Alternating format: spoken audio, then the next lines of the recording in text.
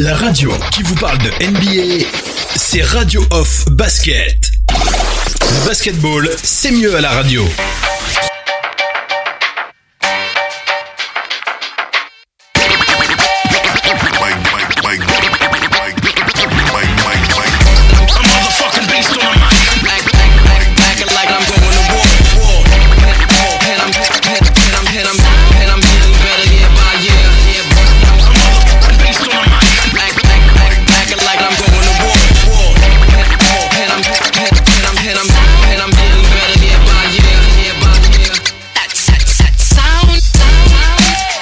Allez les amis, on enchaîne avec la suite de ce talk show. Nous sommes dans NBA No Limit. Nous partageons avec vous nos impressions par rapport à ces 48 heures NBA qui nous ont livré toute leur saveur. On va parler des Celtics de Boston, une belle surprise aussi, les Celtics de Boston. Alors, les Celtics de Boston, en début de saison, je ne suis pas certain que si on m'avait demandé de parier sur la première place de la conférence Est après une dizaine la première place tout court, voilà, après une dizaine de matchs, je ne pense pas que j'aurais parié sur les Celtics de Boston. Moi, j'aurais misé plutôt sur les Sixers.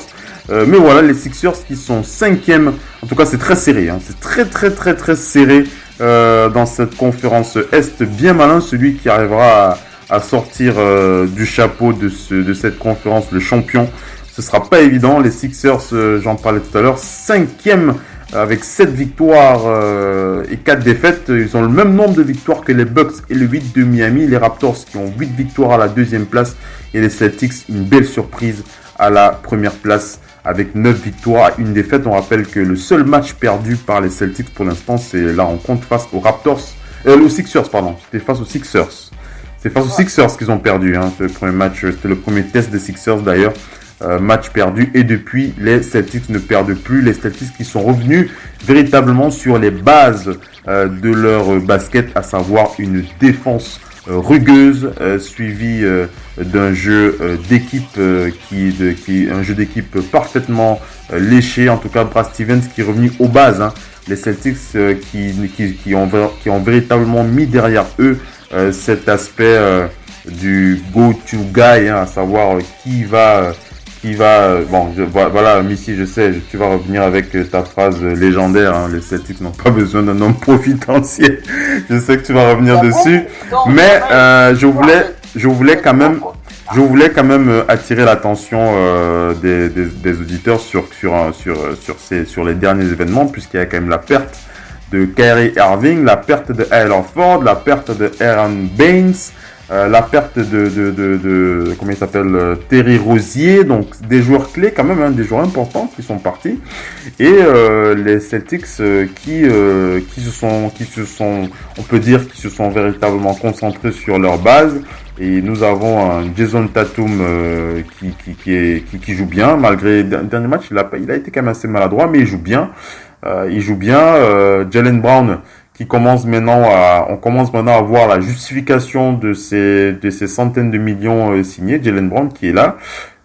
Les Celtics qui jouent un très beau basket. Enes Kanter, il n'y a pas beaucoup de gens qui pariaient sur Enes Kanter, qui est un bon scoreur, mais c'est pas Al Horford. Enes Kanter, voilà, c'est un bon rebondeur, mais c'est pas du Al Horford. Mais voilà, les Celtics qui pour l'instant jouent du bon basket à l'ancienne, voilà, de la bonne défense et de l'attaque léchée, une bonne alchimie dans cette équipe.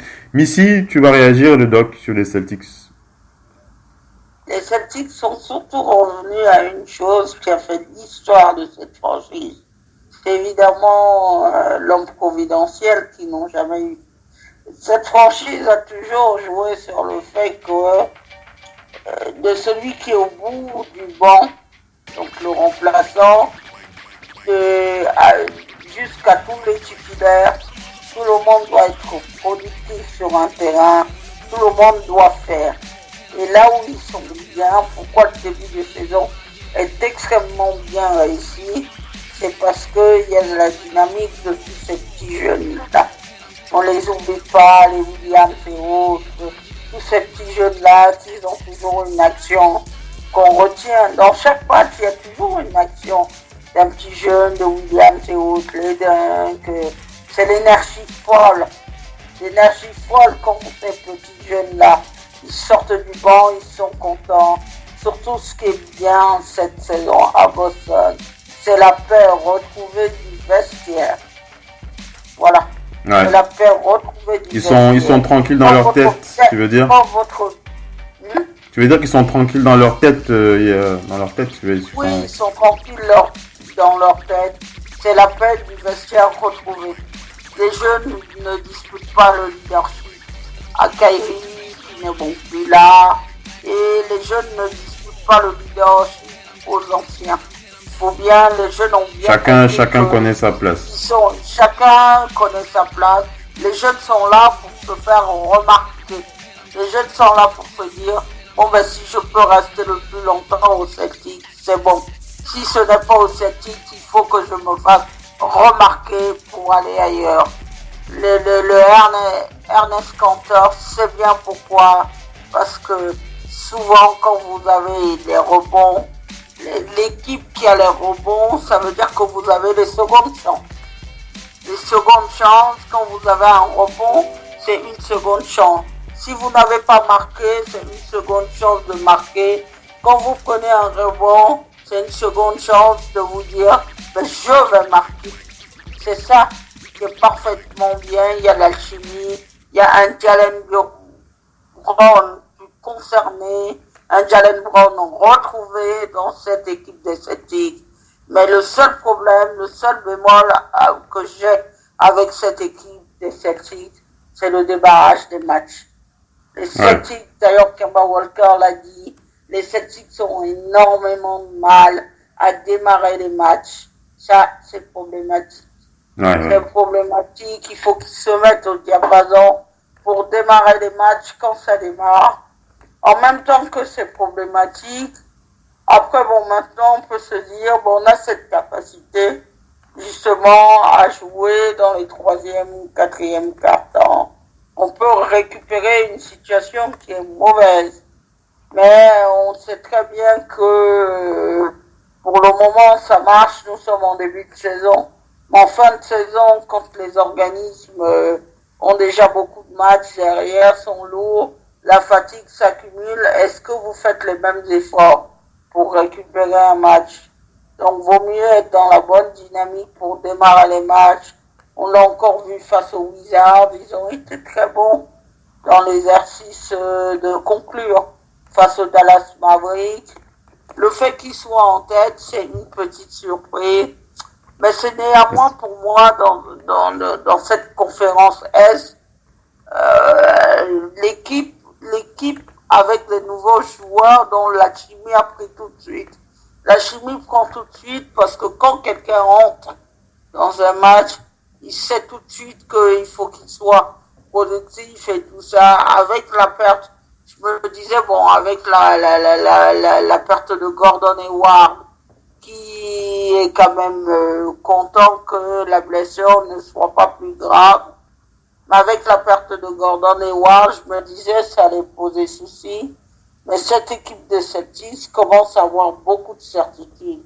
Elle a beaucoup de certitudes parce qu'elle a un meneur qui est disponible. En tout cas, elle fait... disponible et fait probablement l'une des meilleures...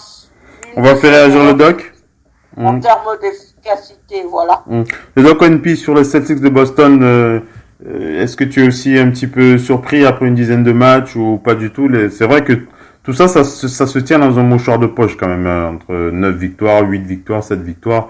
Mais les Celtics quand même, par rapport aux Raptors, aux 8, aux Bucks, aux Sixers, je vais pas dire qu'ils n'avaient pas leur certitude, mais quand vous perdez des joueurs majeurs, on s'attend pas à ce que vous soyez aussi bien dans vos baskets. On va dire ça comme ça. Doc ONP, les Celtics de Boston. Oui, effectivement, on est agréablement surpris, mais on va dire qu'ils ont mieux commencé que les autres, surtout à domicile, où ils sont quasiment intraitables à domicile. Ils ont joué les Bucks chez eux, ils ont joué Philly chez eux, ils ont gagné ces 2 matchs-là. C'est ça qui fait la différence avec les autres. Kanter, il vient de revenir, il était blessé lui, donc il récupère des blessés. Mais on verra bien. Je pense pas qu'ils ont récupéré un joueur qui est capable, en tout cas dans les années antérieures, de scorer autant, voire plus que Kyrie Irving, mais sans trop de fioritures. Maintenant, moi, j'attends de voir parce que j'ai toujours eu un souci dans les deux dernières années. Tu enchaînes là-dessus, hein. Tu enchaînes là-dessus, Doc One P. J'ai diffusé une réaction de Richard Jefferson en début de talk show qui disait que pour lui, Kemba Walker allait beaucoup mieux. Il allait mieux aux Celtics comparément à un Kyrie Irving. Il trouvait que Kemba Walker allait beaucoup mieux avec les Celtics lorsque l'on compare à ce que Kyrie Irving pouvait apporter. C'était juste pour ajouter un petit peu de sucre dans ton café. Le Doc. Oui, mais moi j'ai un problème avec ça, c'est ce que je voulais dire. Oui. C'est que on a beaucoup de mémoire courte parce que ça va très vite avec maintenant les réseaux sociaux, les analyses, il faut dire des choses. On oublie que ces mêmes Celtics, la première année de Kyrie Irving, tout va pour le mieux. Hein. Ils sont premiers quand ils se blessent. Ils sont premiers et tout le monde dit voilà le club qu'il fallait, Kyrie Irving a enfin son équipe. Tout se passe dans le meilleur des mondes. Et ça a permis même l'éclosion des jeunes qui, l'année suivante, se sont rebellés. Mais quand Kyrie Irving, la première année, joue toujours avec Tatum, avec Jaylen Brown et le reste, avec Terry Rozier en back, tout se passe bien jusqu'à sa blessure en mars.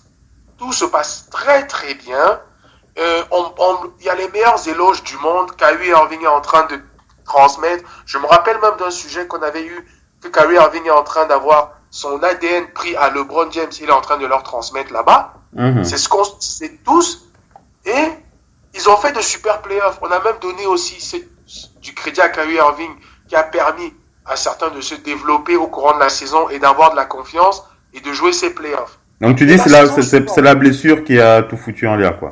Non, je sais pas, mais je dis juste que moi, tout le monde dit maintenant que... Tu relativises, quoi. Tu relativises. C'était sa faute, tout ça. Ça allait... Mais Kemba Walker peut le vivre si à un moment donné ça va mal. Parce que dès que ça va mal, la star est encore, autant soit peu que ce soit une star, médiatisée.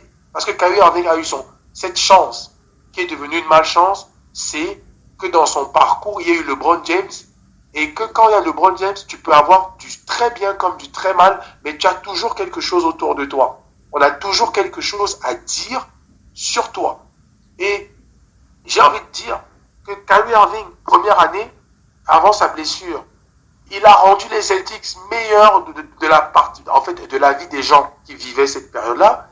L'année suivante, tout va quand même encore bien, jusqu'après le All-Star Game où ça commence à être un peu difficile. Finalement, ils se retrouvent première série de playoffs. On dit qu'ils sont retrouvés, c'est la meilleure équipe du monde, blablabla, tout se passe bien. Mais quand ils se font laminer par des Bucks, qui au final devaient marcher sur tout le monde dans ces playoffs, c'est Kyrie Irving, ça allait mal et tout. J'ai envie de revoir cette équipe face à ces mêmes Bucks cette année en playoffs. En cas de défaite, qu'est-ce qu'on va dire? Parce que moi, je réponds à dire à Richard Jefferson, on ne sait pas encore si Kemba Walker est mieux là. Pour moi, on sait juste qu'ils sont motivés en début de saison. Ouais. Jaylen Brown veut justifier son nouveau salaire. Tatum a beaucoup de choses à se faire pardonner. Dès qu'il fait 1 sur 10, 2 sur 17 comme l'autre jour, on lui rappelle qu'il s'est entraîné avec Kobe Bryant. Pourtant, il a dit ça. Il a mis 5 points il y a pratiquement 4-5 jours. Mais c'est revenu sur lui. Dès qu'il fait du bon, on dit que c'est parce qu'il n'y a plus Kyrie Irving. Donc, le truc médiatique fait qu'on aura toujours un truc à redire, mais moi je les attends sur le long terme. Ouais. Franchement, ils ont très bien commencé. On s'attendait pas à si bien. Je m'attendais à une équipe solide à domicile, comme j'ai vu dans les matchs de prépa.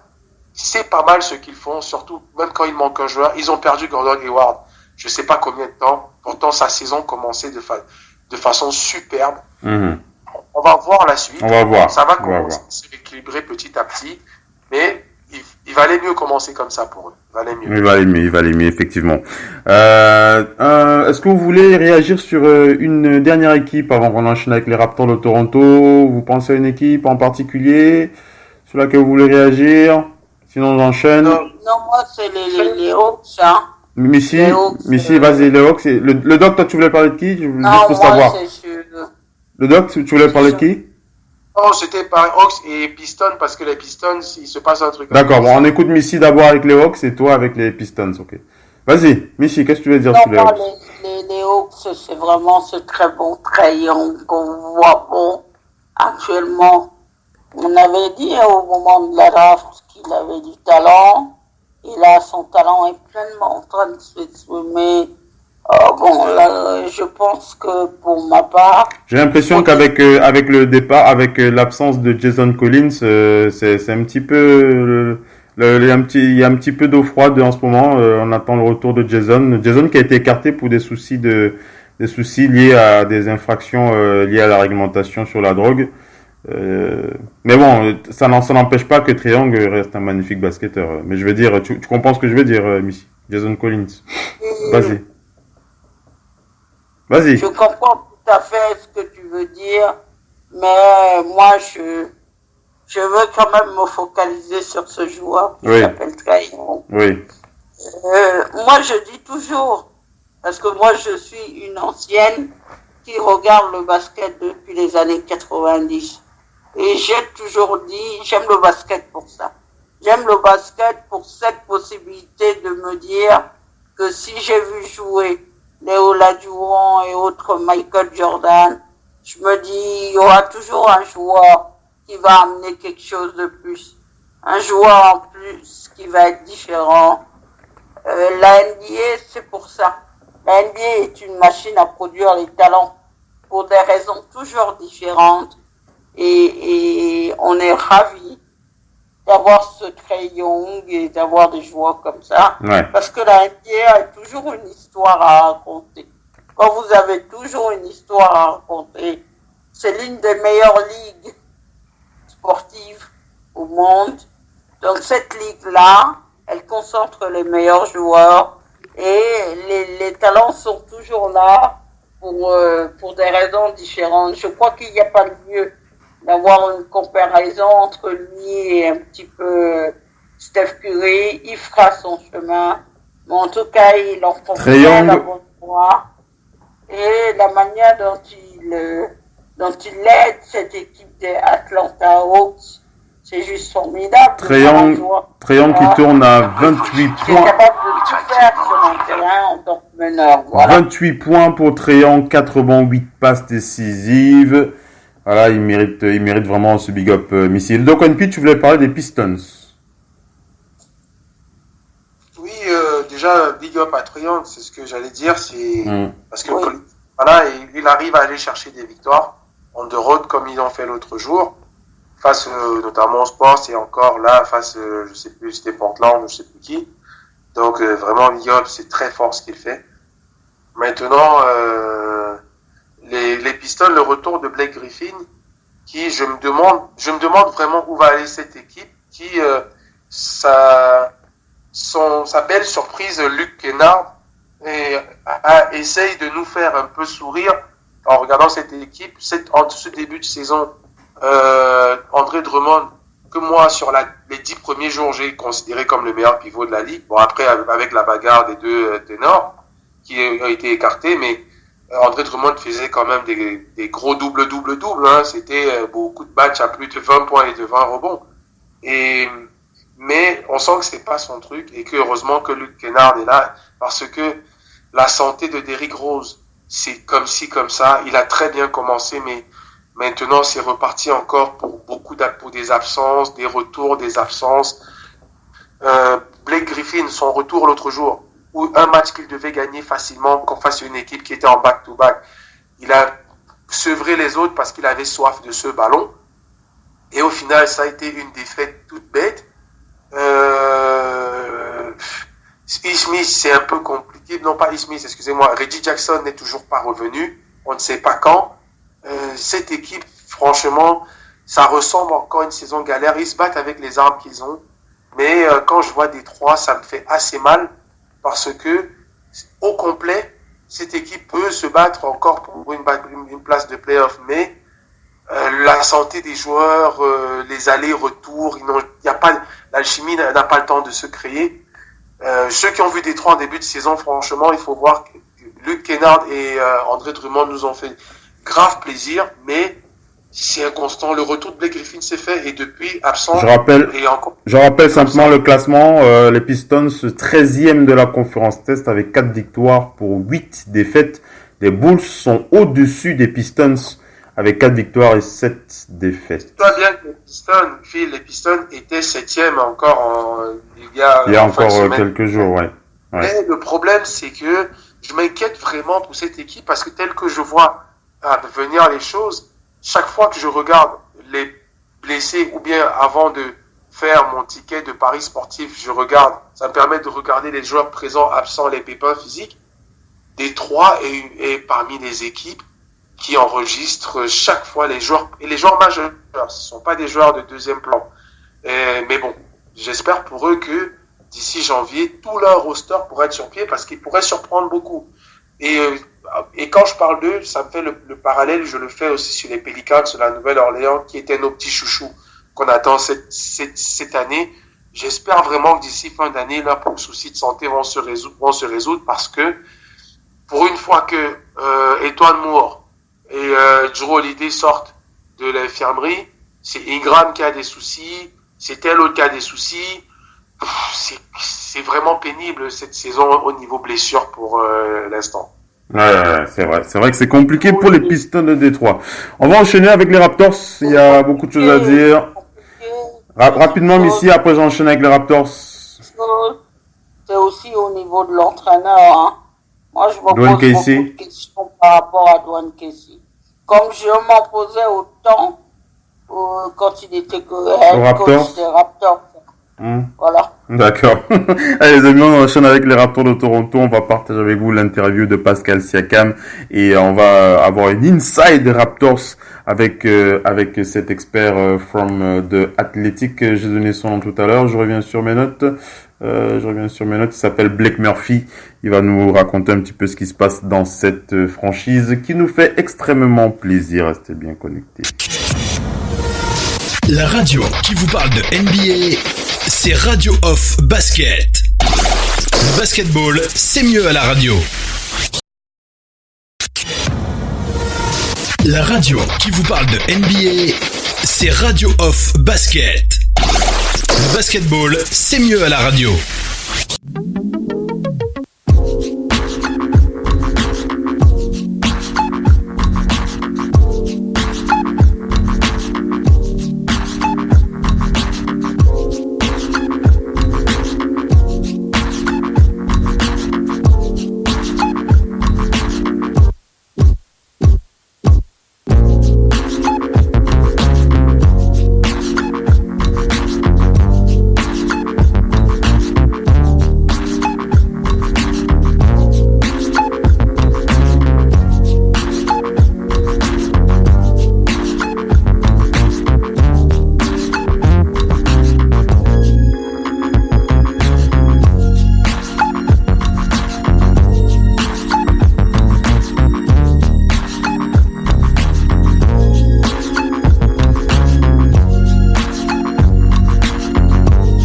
Allez les amis, on enchaîne avec la dernière partie de Talk Show Inside the Raptors avec notre cher Blake Murphy from the Athletic. Mais avant, on va partager avec vous cette interview de Pascal Siakam. C'est dans le Media Basket USA. Si vous ne l'avez pas vu, si vous ne l'avez pas lu, on vous invitera à y aller. Pascal Siakam, on reviendra sur sa performance, mais on va rappeler que en ce moment même, le Heat de Miami affronte les Cavs de Cleveland. Le match a démarré, nous sommes dans le premier quart-temps, 9 pour le Heat, 2 pour les Cavs de Cleveland. On aura les Pelicans et les Clippers qui affronteront les Pelicans. Peut-être, alors on a annoncé le retour de Paul George, mais il n'y a pas encore de certitude à 100%. Ils ont indiqué le statut probable, mais il a indiqué le statut probable. Ensuite, on aura les Bulls face aux Bucks de Milwaukee, Giannis face à Zach LaVine et les Mavericks. Le retour de Kristaps Porzingis à New York, ce sera donc ce soir face aux Knicks avec Luka Doncic face à Julius Randle et l'Hawks d'Atlanta de notre cher Trae Young face aux Suns. Ça sera un beau match. Trae Young face à Devin Booker. Il y aura beaucoup de buts. Il y aura beaucoup de buts dans ce match. Vous l'aurez compris pourquoi. Les Nets qui affronteront aussi les Nuggets. Ce sera dans quelques heures. Donc je revenais sur les déclarations de Pascal Siakam. Pascal Siakam qui a livré une belle rencontre face aux Blazers de Portland. Le MVP de ce match, ce n'était pas le Camerounais, le MVP, enfin le meilleur joueur. Le meilleur joueur des Raptors, c'était Fred VanVleet avec 30 points, 4 rebonds, 7 passes. Et Pascal Siakam aussi, qui était très très bien dans ce match avec 36 points, plus 9 en plus-minus en 41 minutes de temps de jeu. 6 rebonds, 3 passes, une interception et un contre. Pascal Siakam qui maintient la forme de ce début de saison et ça fait plaisir. Donc le micro de Basket USA était tendu près de ses lèvres et il a répondu à quelques questions. Une question qu'on lui a posée, qu'ils lui ont posé. Ils lui ont dit: Pascal Siakam, vous avez eu beaucoup de ballons en poste bas face à la défense de Portland. Il a répondu: je sais, j'avais l'impression d'être de retour à la fac. Un petit peu, avec autant de positions au poste bas sur chaque possession. C'était plaisant, mais ce ne m'était pas arrivé depuis un moment. C'était bon pour moi, j'ai apprécié. Vous avez réussi à trouver plus de rythme dans votre attaque en deuxième mi-temps et Fred VanVleet, 30.7 passes, a été un des moteurs de cette montée en puissance. Comment est-ce que vous l'avez trouvé dans ce match? Il a répondu: Fred VanVleet a été très agressif pour aller chercher ses tirs et faire ce qu'il fallait faire ce qu'il avait à faire pour la création. Quand j'ai enfin réussi à rentrer des tirs, il m'a trouvé dans mes positions. Il s'est assuré que j'obtienne le ballon. Il est notre meneur de jeu, un des leaders de notre équipe et il voit tout ce qui se passe. C'est à mettre à son crédit car il trouve toujours ses coéquipiers dans les bonnes positions. On se parle beaucoup sur le terrain et il sait ce qu'il a à faire. Une autre question qu'ils ont posée: il y a beaucoup de joueurs qui manquent. Êtes-vous impressionné par le travail des seconds couteaux? On rappelle que Kyle Lowry, par exemple, et Serge Ibaka sont absents pour blessure. Pascal Siakam a répondu: ils ont été impressionnants. Là, il parle des joueurs du banc. Il parle des joueurs comme Ronda Hollis-Jefferson, Terence Davis.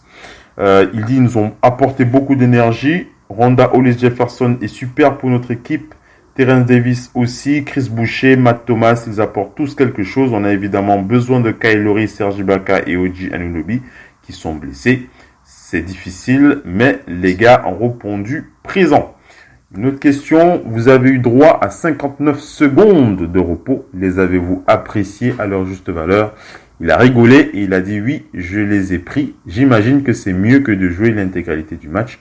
Mais c'est tout bon pour moi. J'adore être dans le match, donc ça ne me dérange pas. Je ne me plains pas tant que mon corps va bien. Vous allez terminer un road trip périlleux sur la côte ouest avec un bilan positif. On imagine que c'est encourageant pour la suite. Il a répondu: oui, c'est certain. Il nous reste encore un match à jouer à Dallas. Le Doc ONP a parlé de ce match tout à l'heure. Mais pour nous, ça a été bataille après bataille et ça a montré le caractère et la dureté de notre équipe. Malgré tous nos blessés, on ne lâche rien et on va continuer à le faire. Chaque soir, on continuera à donner notre meilleur effort. On acceptera les conséquences. Tout ce qu'on peut contrôler, c'est l'énergie qu'on donne. Et je pense qu'on a plutôt fait les efforts jusqu'à présent. Une avant-dernière question. Votre statut a changé après le titre la saison passée. Comment ça se traduit pour vous sur le terrain ou même dans vos interactions avec vos coéquipiers? Il a répondu: je ne sais pas si ça a vraiment changé. On peut dire que j'ai plus de tickets shoot, mais pour moi, c'est la même chose. J'ai la même mentalité. Je veux continuer à attaquer, à être agressif, à avoir mes coéquipiers autour de moi. Ça m'aide pour la confiance. Le All-Star Game, est-ce que c'est un objectif pour vous cette saison? Il a déclaré, Pascal Siakam: je ne me fixe pas d'objectif, ce qui doit arriver arrivera. Bon, on comprend bien que il a été très très politique sur cette dernière question. Les propos recueillis donc à Portland par Emmanuel Laurent, c'est du côté de Basket USA. Missy, comment tu veux réagir sur Pascal Siakam en forme? Le doc qui va aussi réagir.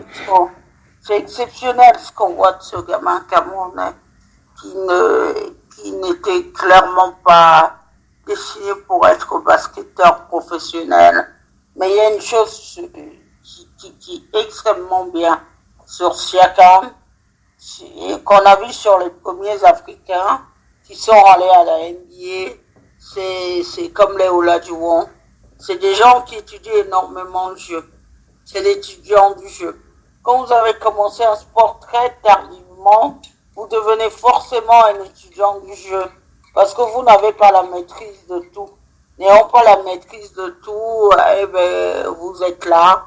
Pascal Siakam, quand il rentre chez lui, j'extrapole, je suis pas chez lui, mais en le voyant sur un terrain, je sais sans doute que dans les minutes qui suivent, il va regarder une vidéo du jeu.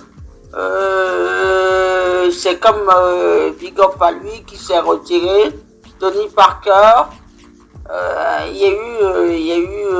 Ils étaient invités pour fêter une fête chez Coach Popovich qui avait l'habitude de réunir ses joueurs. Et Tony Parker et Coach Popovich, Boris Yao cherche les deux, ne voit pas les deux, mais ils étaient tout simplement en train de parler du match de la veille. Et ils avaient fait le commentaire et de tout ce qui n'allait pas. Pascal Siakam, c'est aussi ce type de joueur. Hein. C'est ce qui l'a permis aussi de progresser, d'être là où il en est. Il score quand même 36 points hier. Il est omniprésent. C'est pas parce qu'il a plus de tickets shoot. C'est aussi parce que c'est le leader incontesté maintenant des Raptors. Hein. Bien sûr. Le Doc One un mot sur les...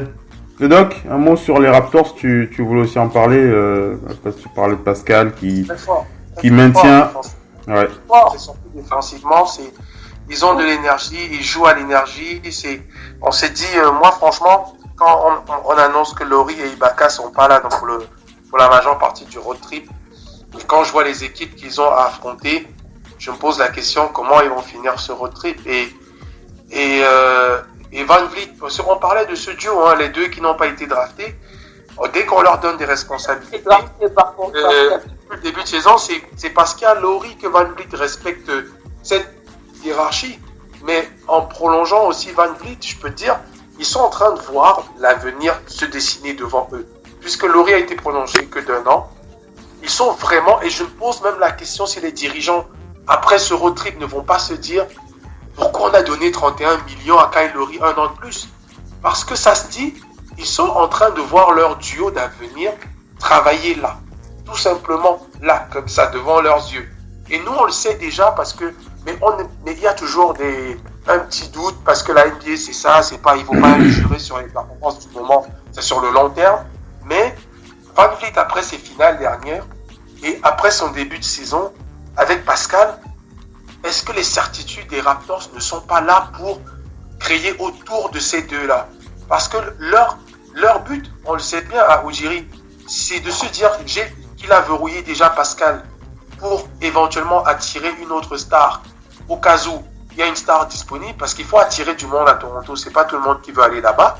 Mais en plus, là, il est en train de voir un Van Vliet potentiel titulaire. Alors, il y a des éléments très intéressants hein, que tu partages là, le Doc One Piece, ça rejoint des éléments que partage avec nous cet expert d'athlétique hein, du côté des Raptors, du côté de Toronto, c'est Blake Murphy. Je vais partager avec ça et puis tu vas enchaîner hein, là-dessus. Alors, une question qu'on lui a posée à Blake Murphy concernant les trades en vue pour les Raptors, pour la suite, pour le futur. On lui a demandé est-ce qu'il y a une possibilité d'avoir des gros trades en vue pour les Raptors pour le moyen terme. Il a dit je ne pense pas pour l'instant que les Raptors aient ce qu'il faut pour réaliser un gros transfert, en tout cas pas pour le moment, ni pour 2021 d'ailleurs, mais il pourrait utiliser une pièce avec un troisième meneur ou peut-être un ailier pour tenter de réaliser quelques négociations. Une autre question qu'on lui a posée, comment est-ce que les nouveaux joueurs s'intègrent avec les joueurs, les cadres de cette équipe? Il dit, les nouveaux joueurs s'intègrent bien. C'est difficile pour certains de ne pas pouvoir jouer, mais pour l'instant, il trouve qu'ils s'intègrent plutôt bien. Une autre question qu'on lui a posée, êtes-vous surpris du niveau du succès des Raptors jusqu'à présent? Pensez-vous qu'ils peuvent garder le même rythme toute la saison. Alors, il a dit, globalement, les statistiques globales correspondent à ce à quoi je m'attendais, mais je me suis vraiment inquiété lorsque j'ai vu les blessures de Kyle Lowry et de Serge Ibaka. Et je pense que garder Pascal Siakam est un impératif. Garder Pascal Siakam en santé, est un impératif. Le retour de OG Anunoby aussi est un impératif pour permettre à cette équipe d'être performante. En tout cas, dit que le début est encourageant. On lui a demandé alors il y a Davis Hollinger qui a mentionné que les Raptors se préparent à la venue de Giannis Antetokounmpo en 2021. Beaucoup de rumeurs parlent de la relation entre Masai et Giannis. Est-ce que vous pouvez nous éclairer là-dessus? Et il a répondu, je l'avais signalé, la relation entre Ujiri Masai et Giannis Antetokounmpo, c'était en décembre 2017, lorsque je l'ai rencontré, là il parle de Ujiri, lorsque je l'ai rencontré lors d'un événement de catch, c'était à Toronto, et il a raconté donc cette relation particulière qu'il y a entre Masai Ujiri et Giannis, puisqu'il a aidé sa famille à émigrer en Grèce. Ça, on n'en parle pas beaucoup, mais ça, il faut le savoir. Masai Ujiri a aidé la famille de Antetokounmpo à émigrer en Grèce. Et alors, il dit, il ne pense pas que Ujiri va commenter publiquement sur cette relation, mais c'est des détails qu'il ne faut pas négliger dans le rapport qu'il y a entre Giannis et Masai Ujiri. Une autre question qu'on lui a posée, il semble plus qu'évident, en l'absence de Kyle Lowry, que Fred VanVleet est un véritable meneur de jeu, ballon en main. Si tel est le cas, avec le retour de Kyle Lowry, est-ce que Nurse va décider de les faire jouer ensemble?